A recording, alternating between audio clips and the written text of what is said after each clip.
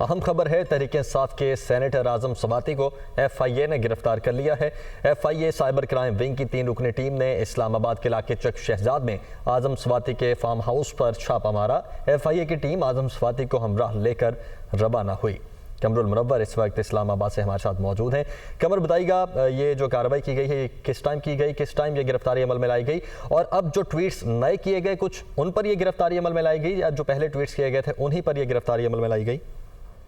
جی، جو نئے ٹویٹس کیے گئے تھے اور کچھ ریپلائی کیے گئے تھے کچھ ٹویٹس کے اور ان کو بھی ری ٹویٹ کیا گیا تھا، اس حوالے سے اب ان کی گرفتاری جو ہے یہ عمل میں لائی گئی ہے۔ آج اللہ صبح ایف آئی اے کی ایک ٹیم جو تھی وہ میجسٹریٹ کے وارنٹس کے ساتھ جو تھی اعظم سواتی کا جو فارم ہاؤس ہے شہزاد ٹاؤن میں واقع، وہاں پر گئی اور اس کے بعد ان کی گرفتاری جو ہے وہ عمل میں لائی گئی ہے، اور اس کے بعد سائبر کرائم ونگ نے ان کو ابھی جو ہے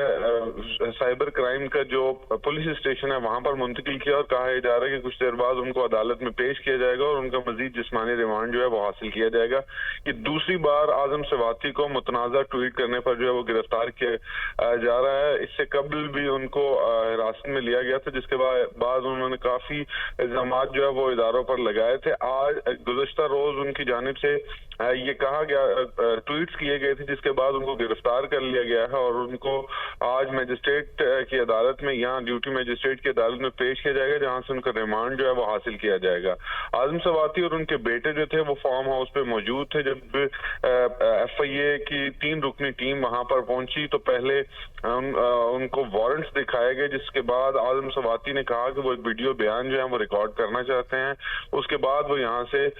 جو ہے وہ روانہ ہوں گے ان کے ہمراہ۔ اعظم سواتی نے وہاں سے ایک ویڈیو بیان جو ہے وہ اپنا جاری کیا، جس میں انہوں نے دوبارہ یہ باتیں کہیں جو متنازع قرار دی جا سکتی ہیں، اور اس کے بعد ایف آئی اے کی ٹیم ان کو وہاں سے لے کر روانہ ہوگی اور اب سائبر کرائم ونگ جو ہے ان کو رکھا گیا ہے اور آج ان کو عدالت میں پیش کیا جائے گا۔ ٹھیک ہے، آج ہی انہیں عدالت میں بھی پیش کیا جائے گا۔ بہت شکریہ قمر، آپ اسلام آباد سے ہمیں رپورٹ کر رہے تھے۔